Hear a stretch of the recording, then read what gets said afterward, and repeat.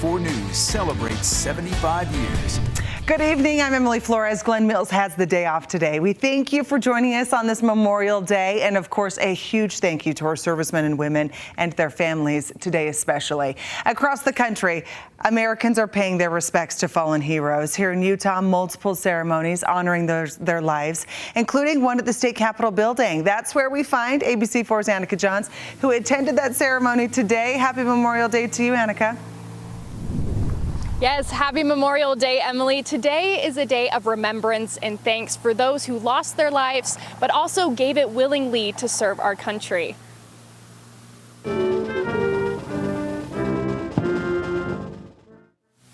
The 23rd Army Band gathered Utah leaders, veterans, and Utah citizens to Capitol Hill in honor and remembrance of those who made the ultimate sacrifice. Set on the south stairs of the Capitol building, a collection of flags, flowers, and ribbons surrounded the area as members of the Utah government took a few moments to address the crowd, expressing their thanks and sharing their own personal experiences with the military. America promotes peace and prosperity. We always have. We use our military strength to do it, and people have died to protect that. And I just wanted to think about that today and honor that. The flags and flowers were out today at the Capitol building, but there has been some spotty weather today, so they have moved them elsewhere. However, there has been a ton of people coming in today to give their thanks and to show their appreciation. Reporting live at the Utah State Capitol, Annika Johns, ABC4 News. All right, Annika, thank you. Well, in Riverton, the community there gathering this morning for the annual Memorial Day program at the city cemetery. It included the honor guard and a 21-gun salute. We spoke to the Riverton mayor, who says he hopes everyone takes a moment to remember what this day is really about. Well, I hope that everybody is enjoying their Memorial Day, this time off, but they're with family. But I think more importantly, that they take a moment to reflect on the service of all those that have afforded our freedom. And that is what it's all about, taking that time to reflect and have that gratitude, right? The event also including a reading of names of the nearly 350 veterans buried at the Riverton City Cemetery. And honoring our troops just doesn't stop today. You want to stick with ABC4 News starting at 5:30 on Good Morning Utah. Our Jillian Smuckler will be joining Utah veterans on the Utah Honor Flight. Again, this is 5:30 a.m. I'm talking about. She'll be flying to our nation's capital to join our state's veterans and seeing the monuments honoring their service. Now we will bring you their full journey again starting at 5:30 a.m. tomorrow morning at the Provo Airport all the way until they return home Wednesday night.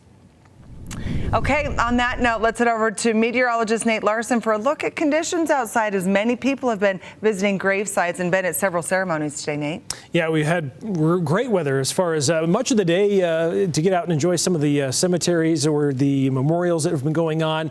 Folks, it looks like out enjoying some of the sunshine as well as we're continuing to see fairly nice conditions statewide. We did have a scattered storm or an isolated storm rumble through some of the Wasatch Front, but right now just a few cumulus clouds, some high clouds as well, and quite a bit of sunshine. This is a look at Utah Lake. People out enjoying some of these warmer temperatures. We're trending a little warmer than yesterday thanks to an increase in southerly flow that we're seeing across the state as a trough of low pressure continues to work its way southward in southwestern portions of the U.S. In fact, we'll show you that here with satellite radar. This is that trough of low pressure here. It's inching its way southward, increasing the southerly flow in our neck of the woods and limiting the amount of moisture that's in place. So we did have an isolated storm, but for the most part, we have less storm coverage today than we've seen the last couple of days over the long weekend, and we will continue to see a quieter chance or a quieter evening across the state as we're continuing to see just limited moisture surround the Beehive State. So there are still some storms across mainly southern Idaho and in portions of eastern Nevada, some of northwestern portions of Utah, mainly across the West Desert, or in portions of Box Elder County might see a stray storm or a scattered storm move through this evening. But for the most part, high clouds are the name of the game as we get into Monday night. As we kick off your Tuesday, heading back to work, southerly flow stays in place. Should be pretty quiet out there. In fact, we're tracking similar conditions to what we see today. Hourly forecast, 80s into the evening hours. We're dropping into the 70s through 9 o'clock. Should be quite pleasant out there. Emily? All right, Nate, we thank you. Well, Memorial Day unofficially kicks off the summer season for many people. And after years of below average winters, lake goers are being greeted with quite the pleasant change. ABC4's Northern Utah correspondent Kate Garner at Willard Bay State Park with today's story. Kate? It is crazy busy here at Willard Bay State Park today as families flock to the water to enjoy their Memorial Day off. And for the first time in nearly a decade, they're met with a very welcome surprise. The reservoir is full. Before the greeting family could hit the lake, they had to wait about an hour in this line just to get in. We like to come hang out. We like to take the boat out, just spend time with family. The family visits Willard Bay often. It's just a really big lake, so it's nice. There's lots of room. We love the view of the mountains. Yeah, it's warmer than other lakes. Pretty clear water.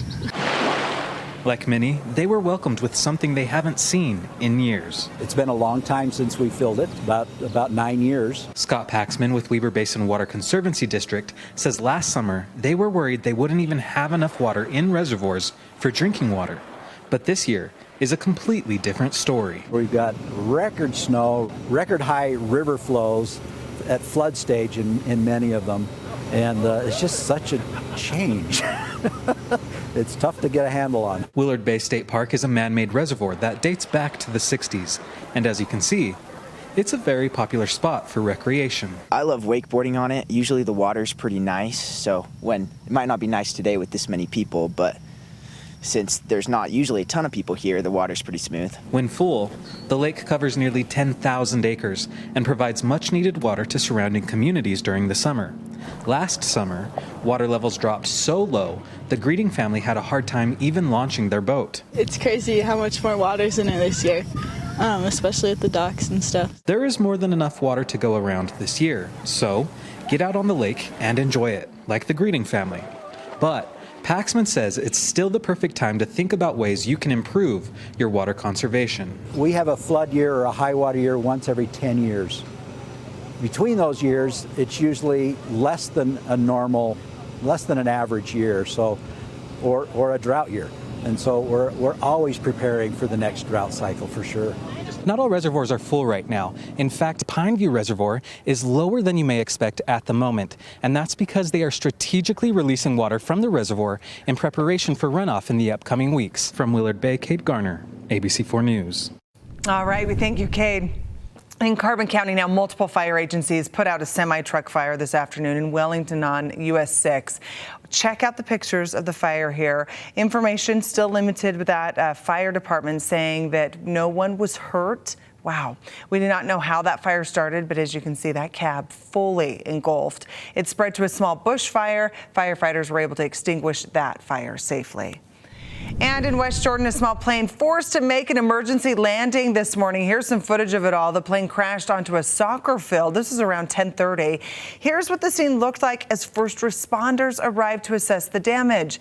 No one was injured here either, but we are told a Piper Archer plane had trouble after takeoff and had to land in that soccer field near the West Jordan Regional Airport. Well, this was on its way down. The West Jordan Fire Department telling us that the plane clipped a tree and started leaking gas. A bystander playing kickball in the field tells us what he saw. We can see the plane starts wobbling and his engine stopped spinning. It hit the ground and it started sliding. It hit a tree and spun around, and then he stopped there. Whew, okay, but no injuries again. At this point, the plane flew out of the South Valley Regional Airport, we know. The cause of the emergency landing, though, that's still under investigation. And meanwhile, in southern Utah, another plane crash. A pilot walking away from this small crash in the Utah desert. You can see these photos here. Witnesses telling firefighters the plane went down yesterday about a mile from Flat Top Mountain South outside of Enterprise. When Enterprise firefighters arrived, the pilot had already gotten off the plane and said they didn't need medical treatment. Right now, it's unclear what caused that crash, but we do know the flight took off from Las Vegas. The FAA and the NTSB are investigating that crash. And new developments this evening. Lawyers for Lori Vallow Daybell asking for a retrial. The Idaho mom convicted by an Idaho jury just last month of murdering her 2 children and planning the murder of her husband's late wife. Well, she was found guilty on all charges, but her legal team now challenging the trial. They claim one of the jurors knew about evidence that wasn't presented during the trial and that the jury received confusing instructions. East Idaho News reports that the claim hinges on an interview one of the jurors gave to their news director, wherein the juror referred to somebody's camera footage that was not admitted as evidence. And pickleball is exploding in popularity. So we met with some players at a pickleball court to get the inside scoop on what really is making this sport take off. So the game is a mix between tennis, ping pong, and badminton, if you can imagine all of that. So according to Pickleheads, a pickleball website, this is the third year in a row it's been the fastest growing sport in the entire nation. And Utah is a hotspot for it, with hundreds of courts popping up around the state. Players say the game is something you can learn at any level and really at any age. There is this welcoming attitude by everyone, and then you meet a broad range of people, like people who are as old as your granddad and people who are as young as your kids. Pickleball players say it's a mix of how easy it is to learn and a supportive community that makes the game so inviting. So if you're looking to try something new, this may be something to try out. It may be worth a shot. Okay, still ahead, President Joe Biden and the Speaker of the House make a debt ceiling deal. The details of that deal and what needs to happen before it's official. And we still have flood advisories, warnings, and watches in effect for areas across the state. Which ones are expected to peak this week? I'll have the details after the break.